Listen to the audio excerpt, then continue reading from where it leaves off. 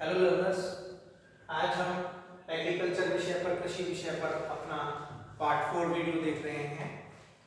पिछली वीडियो जो हमारी थी उसमें मैंने आप लोगों को कुछ करेक्शंस छांटने के लिए कहा था। मैंने जब वो वीडियो बनाई तो मुझसे कुछ गलतियां हुई और मैंने आपको कहा था कि बेटा वो आपको देखना है कि मैंने कहाँ गलती की। सबसे पहले उन पर बात कर लेते हैं।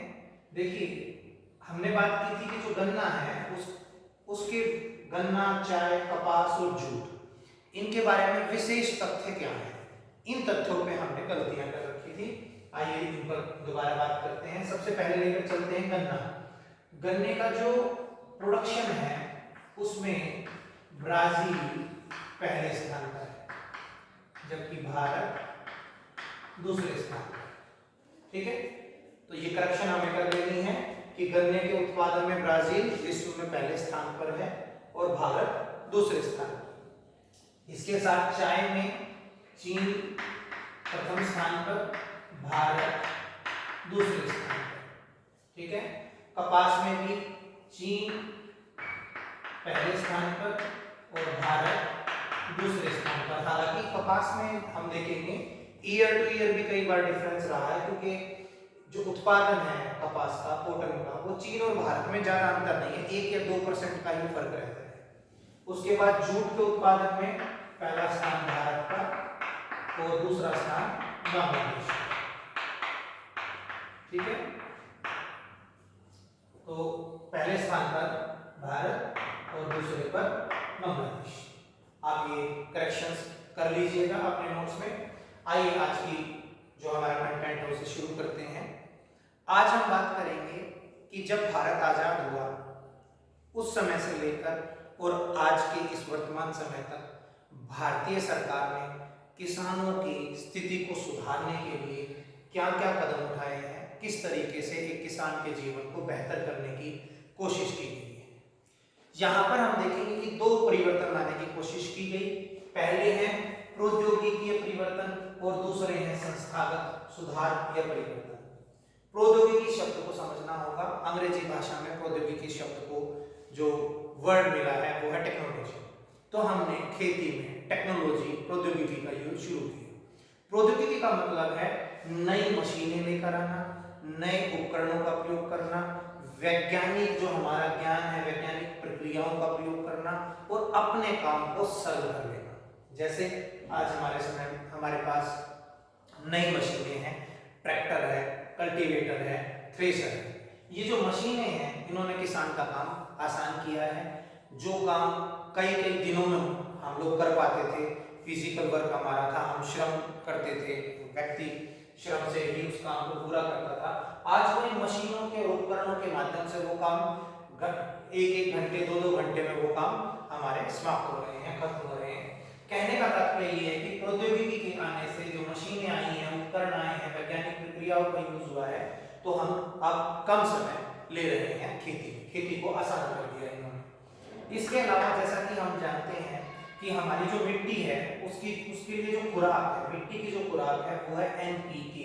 एन से आप लोग जानते हैं नाइट्रोजन, फास्फोरस और पोटासियम, के से पोटासियम। ये तीनों मुख्य जो हमारी भूमि है उसकी जो खुराक है उसके मुख्य अंश। तो इनकी पूर्ति के लिए हम लोगों ने क्या कर लिया है, रासायनिक उर्वरक यानी कि हम लोग फर्टिलाइजर्स ले आए हैं और ये फर्टिलाइजर्स की मदद से जो हमारी भूमि को, मिट्टी को नाइट्रोजन, फास्फोरस और पोटासियम चाहिए उसकी पूर्ति हम कर रहे हैं, जिसके कारण हमारी जो मिट्टी है उसकी उत्पादन क्षमता बढ़ रही है। इसके अलावा आज हमारे पास कीटनाशक दवाइयां हैं। जैसा कि आप लोग जानते हैं कि जब हम आजाद हुए उस समय पर हमारी जो कृषि थी वो प्राकृतिक रूप से प्रकृति पर निर्भर थी, यानी कि बारिश के लिए, सिंचाई के लिए बारिश पर, वर्षा पर। और इसके साथ साथ जो हमारी जो मिट्टी की उर्वरकता बढ़ाने का जो हमारा तरीका था उसमें हम प्राकृतिक खाद का प्रयोग करते थे या उस जमीन को कुछ दिनों के लिए खाली छोड़ देते थे। और अगर कोई कीट हमारी फसल को खराब करता था तो हमारे पास दवाइयाँ नहीं थी, हमारी फसलें खराब हो जाती थी और हमारा उत्पादन ना के बराबर भी हो जाता था। लेकिन आज हमारे पास कीटनाशक दवाइयाँ हैं जिनके स्प्रे से हम अपनी फसल को इन कीटों से बचा सकते हैं। इसके साथ साथ HYV बीजों का प्रयोग हम करने लगे। HYV का मतलब है हाई यील्डिंग वैरायटीज सीड्स। ये जो बीज हैं इनमें दो क्वालिटीज हैं। पहली, उत्पादन क्षमता अधिक, यानी कि हमारी जो फसल है उसकी उत्पादन क्षमता अधिक हो जाती है, हमारा जो उत्पादन है वो ज्यादा हो जाता है। इसके अलावा इन बीजों में एक खास विशेषता ये भी है कि सूखे से या ज्यादा बारिश से भी हम अपनी फसलों को बचा सकते हैं अगर हम HYV बीजों का प्रयोग करते हैं। अब इसी के अंदर आपने देखा कि जो हमारी HYV बीज हैं इन्हीं के प्रयोग से हमारे भारत में 1960 से 1970 के दशक में हरित क्रांति आई, जिसमें गेहूं और चावल का उत्पादन बढ़ा। दो ही फसलें थी, गेहूं और चावल। यहाँ पर हाई यील्डिंग बीजों का प्रयोग किया गया था। तो आप ध्यान रखें, हरित क्रांति गेहूं और चावल से संबंधित है। इसके साथ साथ 1960-70 के दशक में एक श्वेत क्रांति भी आई। ये आपसे एक नंबर के क्वेश्चन में पूछा जा सकता है कि श्वेत क्रांति किससे संबंधित है।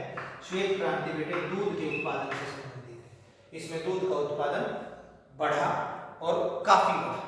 ठीक है, एक छोटा सा काम मैं आपको दे रहा हूं, आपको बताना है कि जो हरित क्रांति में जो चेंजेस किए गए, प्रौद्योगिकी बदलाव किए गए, या श्वेत क्रांति में जो प्रौद्योगिकी बदलाव किए गए, कौन व्यक्ति इनके लिए रिस्पॉन्सिबल है। जैसे मैं हरित क्रांति के लिए कहूं तो doctor MS Swaminathan ji.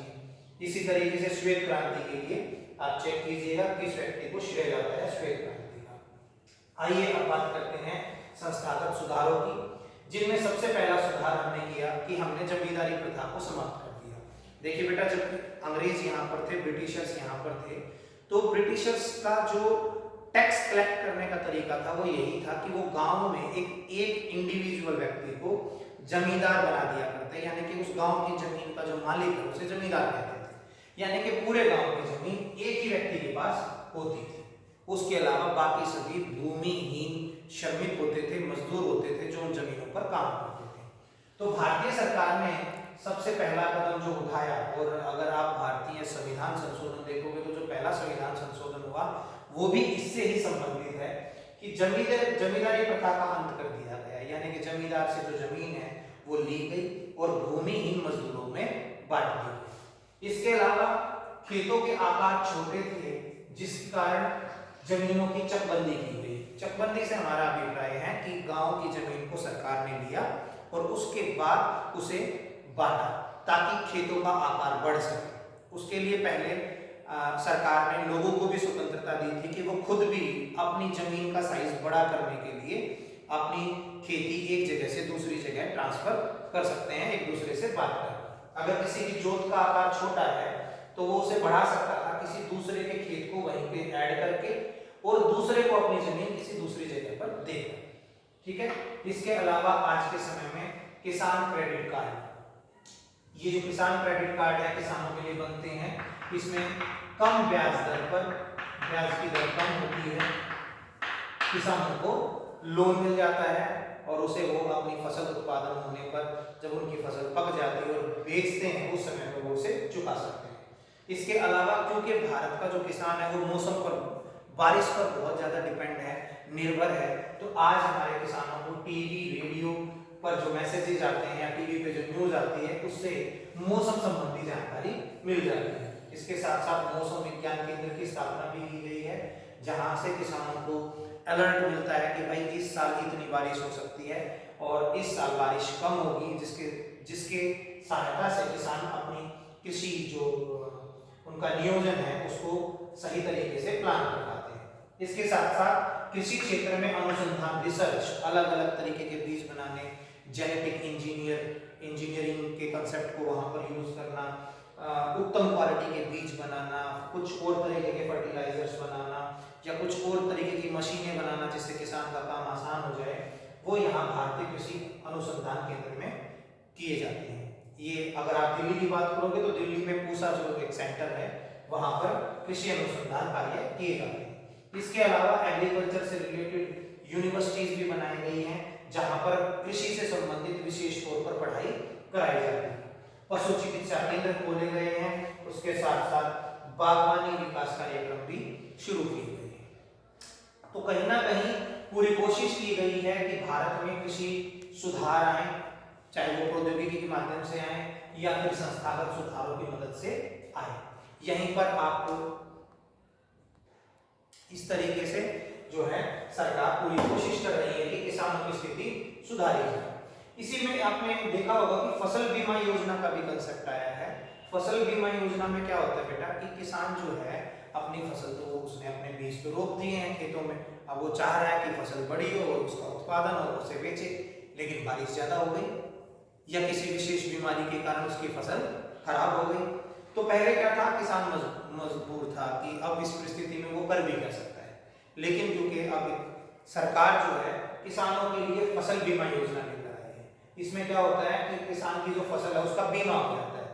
By chance प्राकृतिक कोई घटनाओं के कारण उसकी फसल खराब हो जाती है तो उसे उस बीमा योजना के अंतर्गत कुछ राशि मिल जाती है जिससे वो अपना जीवन यापन चला सके। ठीक है, अब हम बात करते हैं कि कृषि पर वैश्वीकरण का क्या प्रभाव होगा। वैश्वीकरण जैसा कि आप जानते हैं कि वर्ल्ड लेवल पर, विश्व स्तर पर आज हर देश दूसरे देश के साथ व्यापार कर रहा है, तो उसका जो प्रभाव है वो भारतीय किसानों पर क्या है। भारतीय किसानों पर वैश्वीकरण का नकारात्मक और सकारात्मक दोनों ही प्रभाव पड़े हैं। सकारात्मक प्रभाव ये है कि आज भारत के किसान अगर अपना उत्पादन दूसरे देशों में निर्यात करना चाहें तो वो आसानी से उसे निर्यात कर सकते हैं। लेकिन इसका एक नकारात्मक प्रभाव भी पड़ा वैश्वीकरण का, कि वैश्वीकरण के अंतर्गत, ग्लोबलाइजेशन के अंतर्गत यूएनओ में डब्ल्यूटीओ बना, जिसे वर्ल्ड ट्रेड ऑर्गेनाइजेशन कहा जाता है 1995 में। वर्ल्ड ट्रेड ऑर्गेनाइजेशन विश्व स्तर पर जो व्यापार है उससे संबंधित नियम बनाता है, और भारत के किसानों के लिए समस्या ये है कि वैश्वीकरण के अंतर्गत डब्ल्यूटीओ ने जो नियम बनाए हैं उनमें से एक नियम है कि सरकार किसानों को एक लिमिट में सब्सिडी देगी। अब किसानों के लिए समस्या क्या है कि वो सब्सिडी को यूज नहीं कर पाएंगे। सब्सिडी का पहले मीनिंग जान लीजिए। सब्सिडी का मतलब है कि अगर मान लीजिए कोई भी फर्टिलाइजर 100 रुपए का है तो सरकार उसकी कीमत को कम करने के लिए 30 रुपए की सब्सिडी दे देगी। 30 रुपए की सब्सिडी देने का मतलब है कि उस फर्टिलाइजर को बनाने वाली कंपनी को 30 रुपए सरकार देगी, यानी कि किसान को उसको खरीदने के लिए कितने रुपए देने पड़ेंगे, 70 रुपए। तो कहीं ना कहीं फर्टिलाइजर्स का, दवाइयों का रेट कम करने के लिए सरकार सब्सिडी दे सकती है, अपनी तरफ से पैसे किसान जो उस चीज को बनाने वाला है उसे दे देती है, उससे उसकी कीमत गिर जाती है और किसानों से खरीद लेता है। लेकिन वैश्वीकरण यानी कि डब्ल्यूटीओ के अंतर्गत जो नियम बने हैं उनमें सरकार सब्सिडी नहीं दे सकती है लेकिन कुछ फसलों पर दे सकती है और एक लिमिट में दे सकती है। इसका नुकसान किसानों को ये हो रहा है कि उन्हें जो बीज है उस फसल के या फर्टिलाइजर्स हैं उन्हें ऊंची कीमत पर खरीदने पड़ रहे हैं, और बाई चांस अगर उसकी फसल खराब हो जाए तो इतने सारा इनपुट देने के बाद, इकोनॉमिक इनपुट देने के बाद, इतना पैसा लगाने के बाद जब उसे फसल नहीं मिलती, जब उसे लाभ नहीं मिलता, जब वो अपना कर्ज नहीं चुका पाता जो उसने किसान क्रेडिट कार्ड से लिया है, तो वो किसान बेचारा आर्थिक ऋण जाल में फंस जाता है, और ऋण जाल में फंसने के कारण कई बार परिस्थितियां ऐसी होती हैं कि उसे आत्महत्या तक करनी पड़ती है। कहीं ना कहीं जो फार्मर सुसाइड केसेस हैं उसके बढ़ने के पीछे भी यहाँ ये कंसेप्ट है। तो लेकिन फिर भी इन सभी बातों को जब हम निचोड़ के रूप में देखते हैं तो पहले की कंपैरिजन में आज किसानों की स्थिति बेहतर हुई है। सरकार पूरी कोशिश करती है कि किसानों को परेशानी ना हो।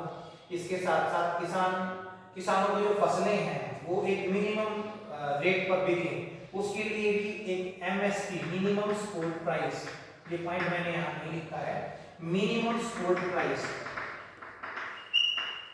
मिनिमम सपोर्ट प्राइस किसी भी फसल के लिए सरकार क्या करती है, पहले से ही मिनिमम सपोर्ट प्राइस दे देती है, यानी कि मिनिमम कम से कम किसी किसान की फसल एक एग्जैक्ट अमाउंट में बिकेगी, एक एग्जैक्ट अमाउंट यानी कि रेट में किसान को वो फसल बेचने को मिलेगी। तो मान लीजिए वो प्राइवेट मार्केट में नहीं बेच पा रहा है, उसकी फसल की कीमत सस्ती है, वो उसे महसूस हो रहा है भाई मुझे तो उतना पैसा नहीं मिल रहा है, लेकिन अगर सरकार उस फसल पर एमएसपी दे दे तो फिर उस फसल को कम से कम उस रेट में जो है सरकार खरीदेगी। तो कहीं ना कहीं किसानों को ये भी लाभ दिया जा रहा है।